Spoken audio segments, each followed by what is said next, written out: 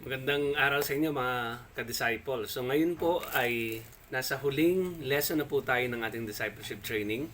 At ang title ho natin ngayon is The Inspiration of the Bible. So kung nakaraan, tinignan natin yung reliability ng Bible, kung yung ating source ng authority, ng ating paniniwala, ng ating pananampalataya, which is the Bible. At nakita natin doon yung kanyang tinatawag na reliability. Ngayon naman ay tatanungin natin yung tinatawag na inspiration of the Bible. Paano ba natin masasabi na ito nga ba talaga ay salita ng Diyos? Lahat ba ng nakasulat sa Bible ay salita ng Diyos? Hindi baga ang Biblia ay may salita si Moses, si Abraham, si David, si Solomon, at iba pa ng mga Bible character. Pati nga si Satan ay may salita din doon, di ba? So, paano natin masasabi na ang Bible ay salita ng Diyos? So, yan yung ating tatalakayan. Ang tawag natin dyan ay the doctrine of inspiration. So, ano ba yung doctrine of inspiration? Sabi ng 2 Timothy chapter 3 verse 16 to 17, all scripture is inspired by God and profitable for teaching, for reproof, for correction, for training in righteousness, so that the man of God may be adequate, equipped for every good work.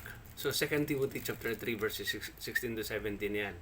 Sabi din, all scripture, lahat po ay, kung ano yung nakasulat sa Biblia ay inspired by God. Ang tanong is, what is the meaning of inspiration? Ito ba yung nakikinig ka ng song, tapos nagandahan ka, na-inspire ka, ang ganda kasi ng melody, ang ganda kasi ng lyrics. So, nagandahan ka sa pagkanta ng isang singer, sasabihin mo na-inspire ako, na-touch ako. So, yung ba yung salitang inspire? Nakapanood ka ng isang reel, nakita mo isang bata na mahirap, nagsikap, tapos yumaman, very inspiring, di ba? Nakikinig ka sa isang sermon video, din sasabihin mo, ay, na-inspire ako sa sinabi ni Pastor. Kasi ang galing ng kanyang pagkaka-deliver, ang galing ng kanyang wisdom. So, ang tanong, are they inspired? So, yun yung tanong. Kaparehos kaya yun sa sinabi ng 2 Timothy chapter 3 verses 16 to 17 na patungkol sa Bible? Ganon din kaya si Moises? Inspired din kaya siya nung sinulat niya ang 5 books? Kumbaga merong feeling of inspiration ba si Moses? Si David ganon din kaya? Paano naman si Jeremiah? Nung sinulat ni Jeremiah ang books na yon, ay ang tawag kasi sa kanya ay weeping prophet. Ang lungkot ng sitwasyon nila noon. Parang hindi naman natin inspiring yon. So ano ba yung tinutukoy patungkol sa salitang inspiration? Ang salitang inspire comes from the Latin, nang ibig sabihin ay to breathe in. To breathe in. So, pero in actual Greek term is God-breathed. Okay? Sa Greek, ito po ay theopneustos, kung saan nakuha yung salita na pneumatic, pneumonia, na may kinalaman sa paghinga o hininga o breath.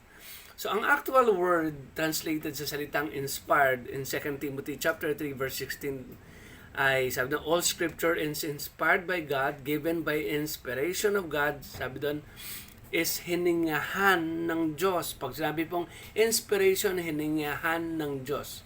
Hindi galing sa atin ang hininga, hindi din galing sa writer, yung word, kundi galing mismo sa Diyos.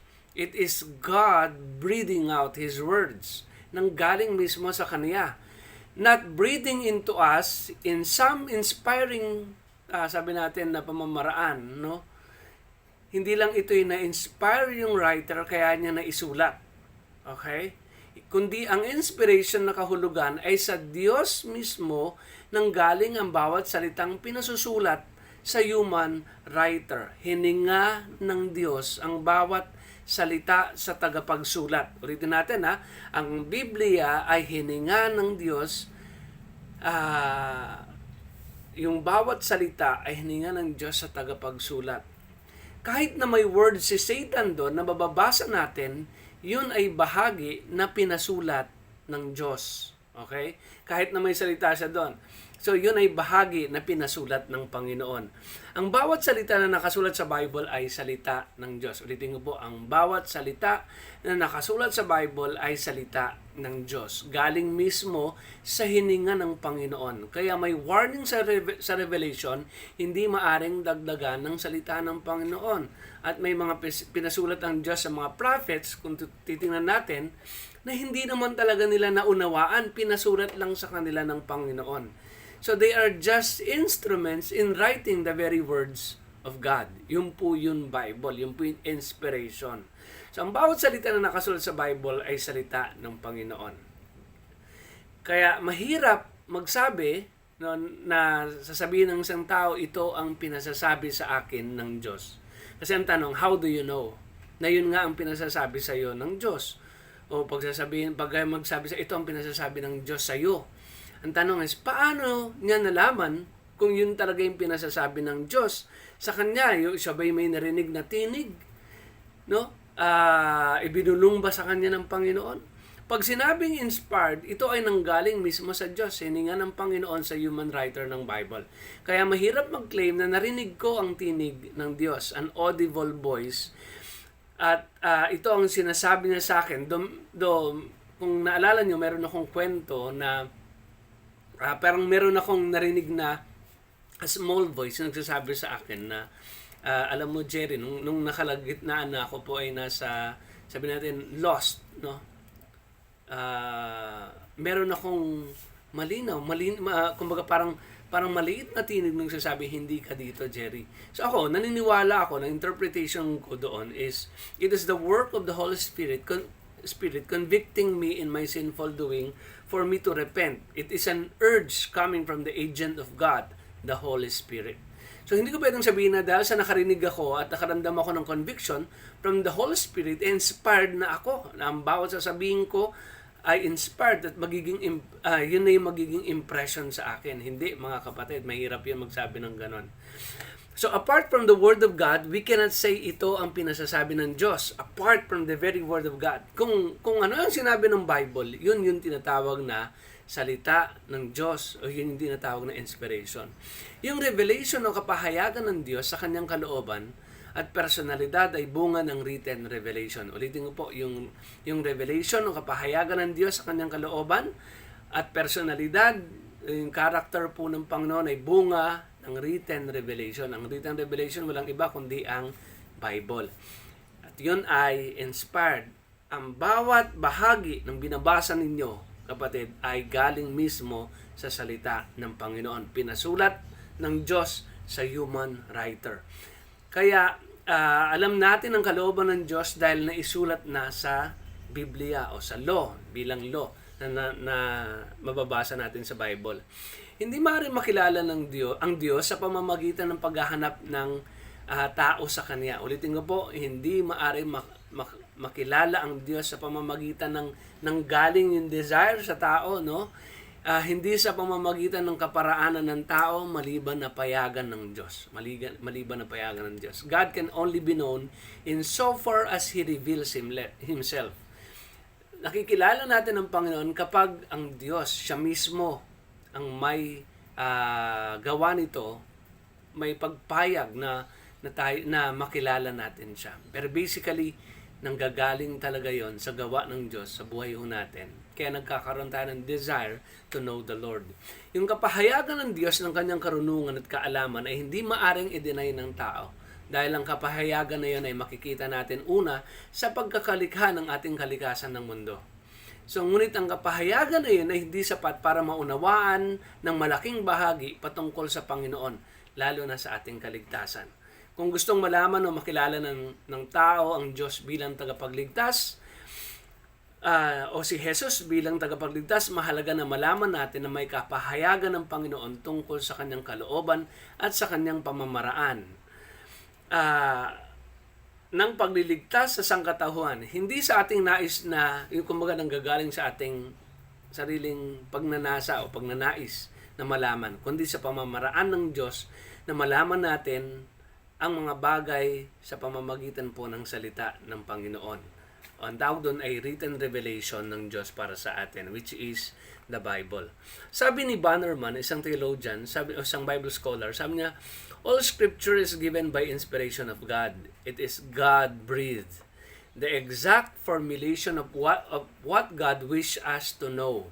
Inspiration preserve the writers from error. So, ang salita po ng Panginoon ay inerrant. Ibig sabihin po, hindi po siya pwedeng magkamali. Siyempre, yung binabasa natin, ang kadalasan na may mga mababasa tayo kasi dahil ito ay translation at ito po ay salin-salin at ang tao po ay nagsusulat, no? Nagsasalin po siya.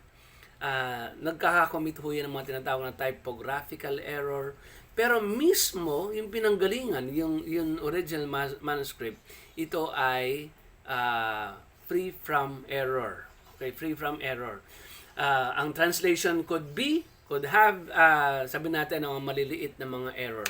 Pero ang salita mismo ng Diyos, salita ng Diyos mismo ay walang error. So, which would be natural to them as sinful men. Because yun nga, yun napaka-common dahil tayo po ay makasalanan. Kaya lagi tayo may pagkakamali. Pero, they were guided doon sa expression of thoughts and use of words so that they wrote is God's own word.